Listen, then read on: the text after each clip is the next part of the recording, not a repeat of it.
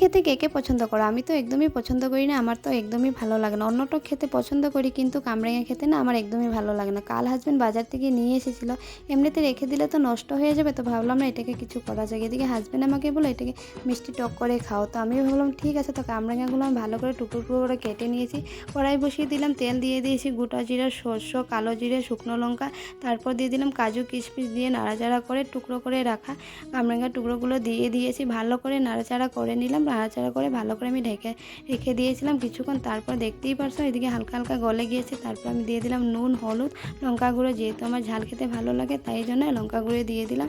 ঢাকা দিয়ে কিছুক্ষণ রেখে দিয়েছিলাম, হয়ে গিয়েছে। তারপর আমি জল দিয়ে দিয়েছি, যেহেতু টক বেশি তাই জন্য আমি বেশি করে চিনি দিয়ে দিলাম। চিনি দিয়ে নাড়াচাড়া করে ঢাকা দিয়ে আমি রেখে দিয়েছিলাম।